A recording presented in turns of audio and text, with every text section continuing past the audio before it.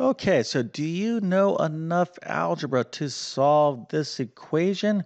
Well, if you want to find out, go ahead and pause the video and solve this equation. Put your answer into the comment section. Matter of fact, tell me what type of equation this is.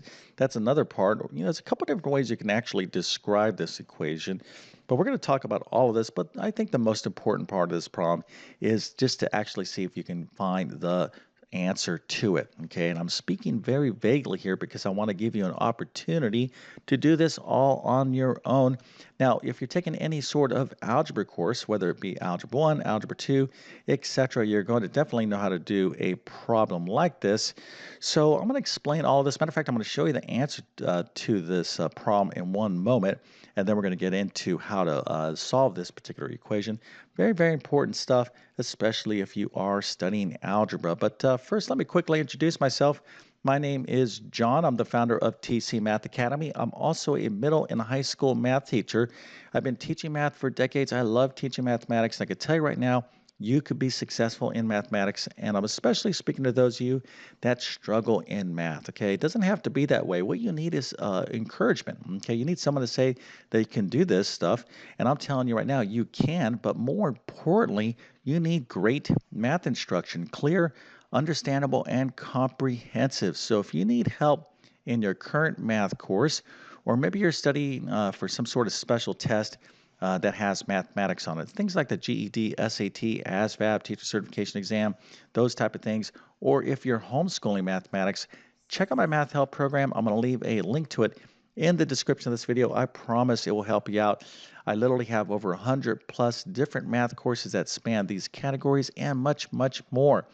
I'm also going to leave links to my math notes in the description of this video because it's critical that you have access to great math notes. You should be taking your own excellent notes, but most students, including myself way back in the good old days, are not the greatest at taking notes. You want to try to improve your notes, and as you do, things will get much, much better. And if this video helps you out, don't forget to like and subscribe, as that definitely helps me out. Okay, so let's go ahead and get into this problem. I'm going to show you the solution, and then we're going to talk about how to solve it. Okay, so 4 over m plus m is equal to 5. Here are the answers. M is equal to 4 and m is equal to 1. There are two solutions to this problem.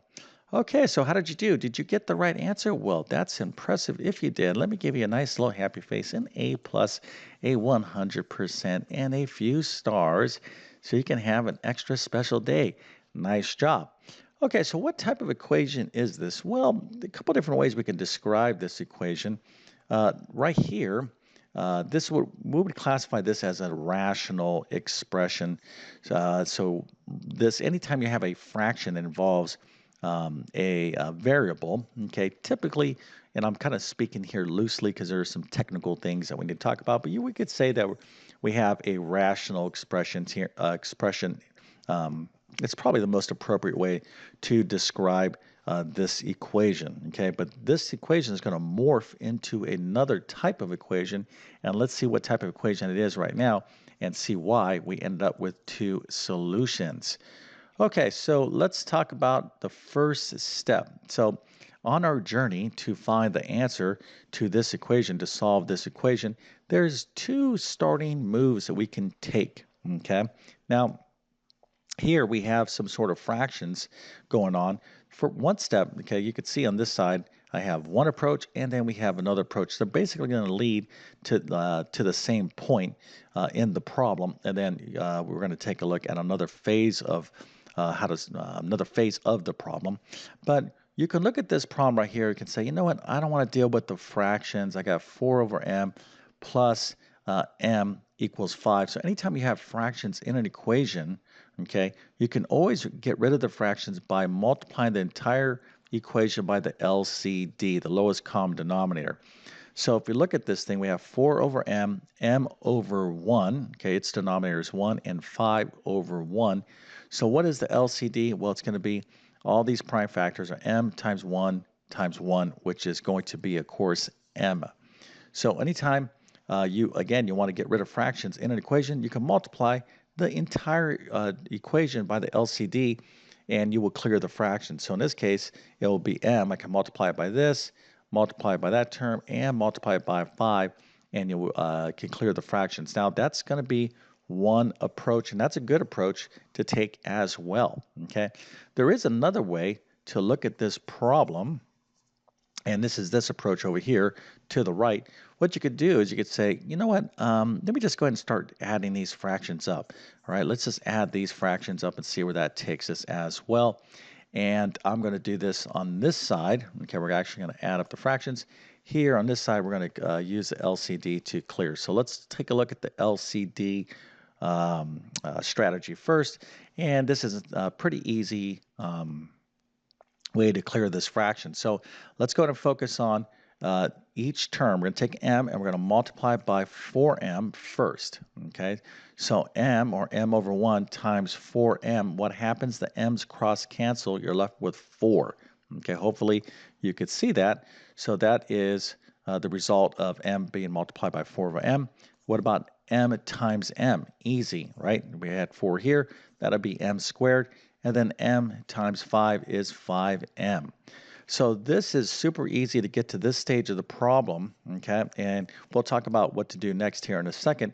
But let's suppose you wanted to add these two rational expressions, these fractions together right here.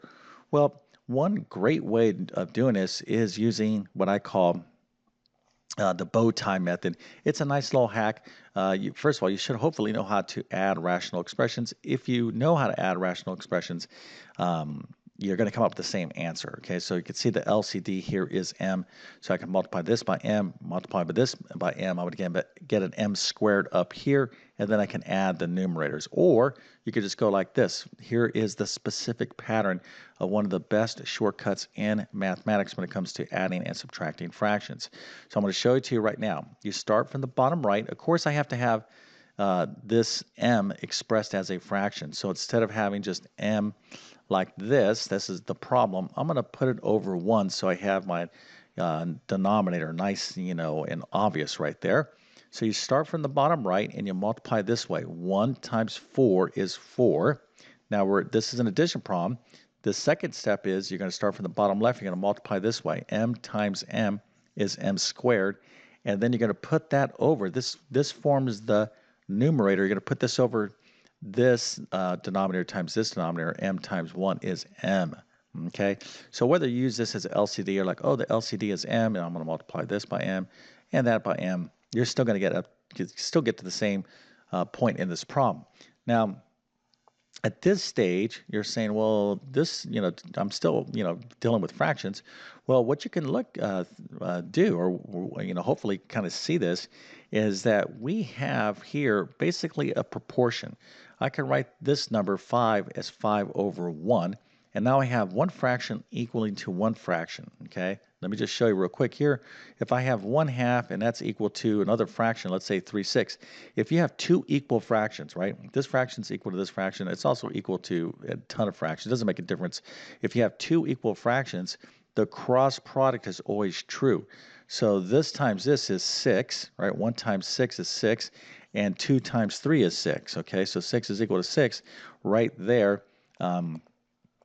That's an illustration of the cross product. So that's only the case when you have one fraction equaling to another exact fraction, not three fractions, okay? Just one fraction equaling to one fraction. This is what we have here, okay? Although we do have some expressions here. This is one numerator, one denominator, one numerator, one denominator. So we can go 1 times this is 1 times 4 plus m squared. That's just 4 plus m squared. And then I have m times 5 is 5m. So what occurred here? Well, what occurred is basically two paths to get to the same point, okay, in the problem.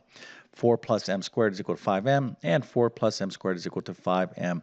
So if you took this path or this path, doesn't make a difference. You're going to end up at the same place. But it's good to know different strategies, okay, because you might say, oh, I always do my problems this way, but we're looking at clearing the fractions with the LCD. This was a lot easier, actually, right, to get to this point in the problem.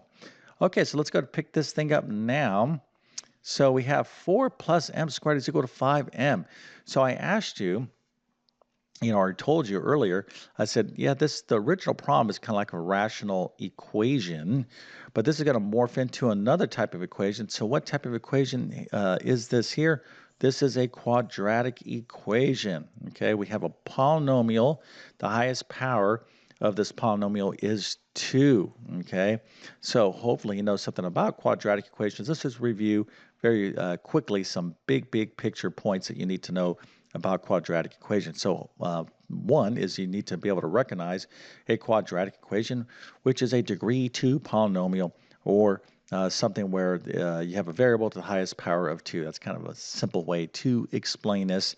So what do we know about quadratic equations? Well, the first thing is all quadratic equations, every single one of them, will always have 2 solutions. Okay.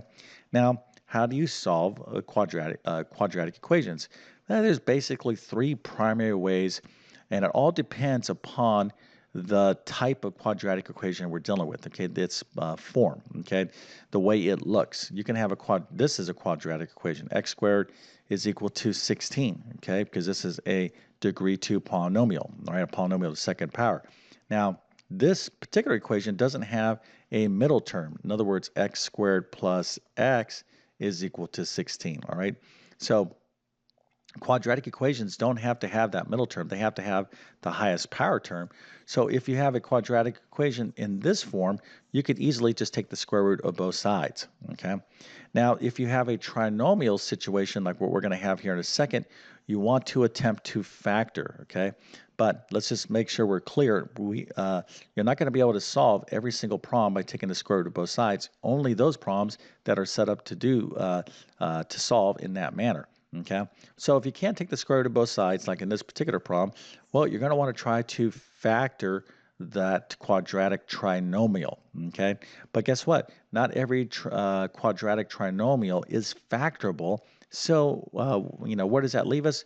Well, every single quadratic equation can always be solved by the quadratic formula. Okay, so you definitely need to know the quadratic formula, but you don't use the quadratic formula on every single problem, only the ones you need to use the quadratic formula. And by the way, there is another method out there called completing the square, which is pretty awesome as well. You definitely need to know all this stuff if you're taking any sort of algebra course, but completing the square is kind of like a long version of doing a quadratic formula, and actually it kind of sets up a scenario where you're taking the square root of both sides, but don't want to get too much into that because completing the square is not like a kind of a primary technique to solve quadratic equations.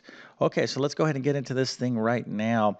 And before you do anything when it comes to quadratic equations, if you have that middle term, i.e.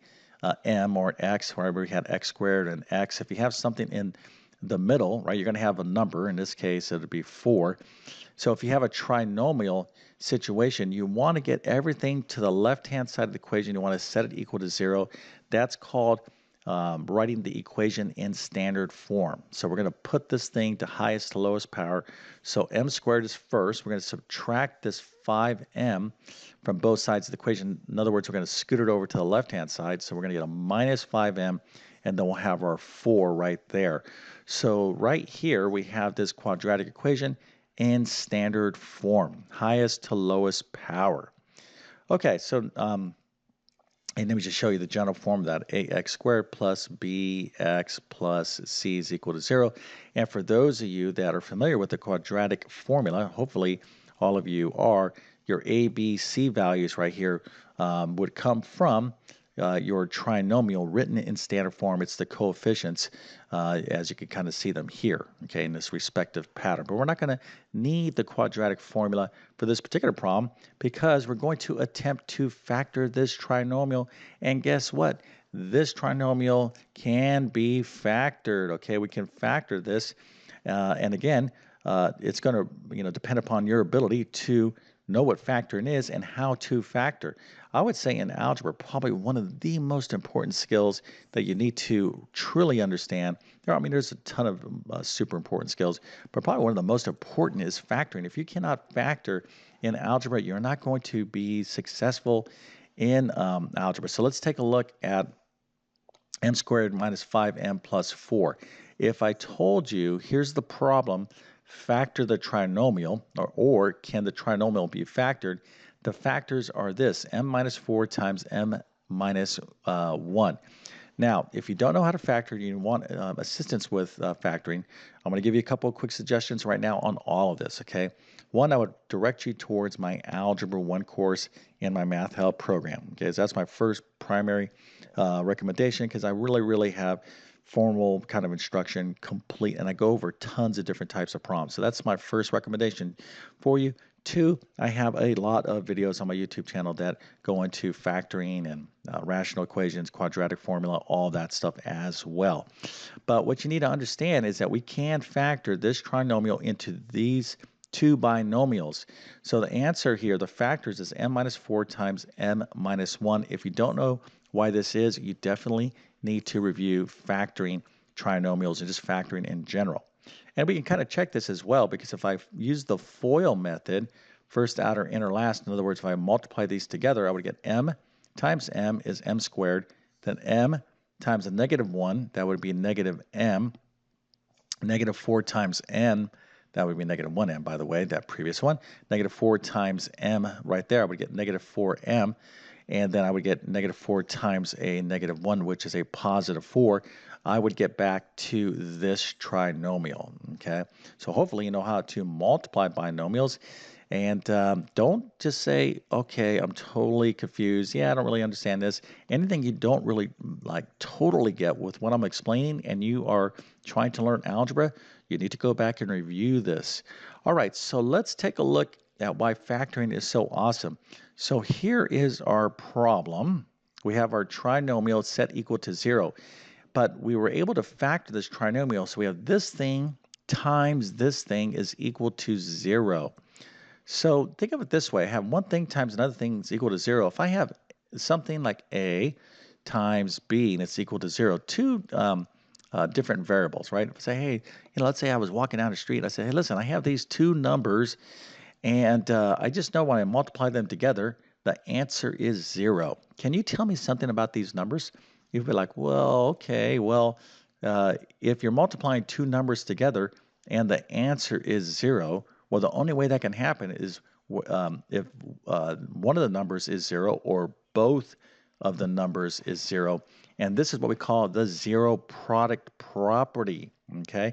This is why factoring is so cool. So if I have m minus 4 times m minus 1, guess what? This thing or both of these things must be 0 because this times this is equal to 0. So we're going to set both of these equal to 0 and solve for m. So that's the next step. And actually, it's the final step to solve this quadratic equation. So we have m minus 4 is equal to 0, and m minus 1 is equal to 0. And so now we're going to go ahead and add 4 to both sides. We got m is equal to 4, and then here we add 1 to both sides. M is equal to 1. Now, at this point in the problem, we are done. But because this is a rational equation, we need to check these solutions, okay? Because you could possibly end up with what we call extraneous solutions. It's always a good idea to check your solutions, and this is really not an optional thing. So let's go ahead and verify that, in fact, we don't have any extra solutions, because anytime you're multiplying by both sides of the equation by a variable, which we did over here, okay, you could create extraneous solutions. So let's go back up to our original problem and check this real quick, because we don't want to make any errors. Okay, so we have m is equal to 4 and m is equal to 1. So we're just going to put these values in one at a time and see what we get. So let's plug in 4 for m. So this will give us 4 over 4 plus m, it'll be 4 right here. Is that equal to 5? Well, what's 4 divided by 4? 4 divided by 4 is 1. 1 plus 4, is that equal to 5? Well, 1 plus 4 is 5. 5 is equal to 5. That is a true statement. So that is a good solution. Let's go ahead and check m is equal to 1 and see what we get there. Okay, so here for this m, we're going to plug in 1 and see what we get. So we're going to get 4 over 1 plus 1. Is that equal to 5? Well, 4 divided by 1 is 4, plus 1 is 5. Is 4 plus 1 equal to 5? Yes, 5 is equal to 5. That's true as well. So that is a good solution as well. Okay, so yes, indeed, this is a rational expression. And a lot of concepts that we reviewed here, right? So the whole title of this video is how well do you know algebra? Do you know enough algebra? Here, we did a lot of different things. We found LCD, we multiplied, we cleared, we were adding fractions, we solved solved a quadratic equation through knowing how to factor. We found our solutions, and then we recognized that we could potentially have extraneous solutions, which we checked and verified all of our solutions. So yes, you need to know a decent amount of algebra to solve a problem like this. But I don't want you to think of this as being like, wow, you need to know so much. Like that's too much algebra to know. Well, that's not the case, especially if you're taking any sort of like first year algebra course, something like high school algebra or college algebra, or if some of you out there really want to know algebra, this is what you need to know. Okay, algebra is really a lot of different math skills, and you got to take them one at a time. But when I told you in the beginning of this video that you can be successful in mathematics, here's the deal, okay? You don't try to learn all of this at once, okay? What you need to do is figure out what you know and don't know. You're like, I know this, but I don't know all of this. Okay, so let's start working on that one thing at a time. And by the way, too, so some of the things that you think you know, if you say, well, I already know how to factor, oftentimes you want to double check that, okay? Because what I've found through the years is that if I said to a student, hey, do you know how to factor, trinomials, polynomials? Does, oh yeah, I'm super good at that. And then I would give them a bunch of problems, and then they're not as good as they think they are. That's pretty common as well. So it's always a good idea to go back and review. So that's why I'm going to really strongly suggest you checking out my Math Help program, my full course, because I have tests in there, quizzes, all sorts of different quizzes in one of my particular programs. If you need tests and all that kind of good stuff, you want to look at my Homeschool program. But anyways, please do something, okay? If you are learning mathematics, just don't, accept poor performance, because I know you could do much, much better. Okay, so with that being said, I definitely wish you all the best in your mathematics adventures. Thank you for your time, and have a great day.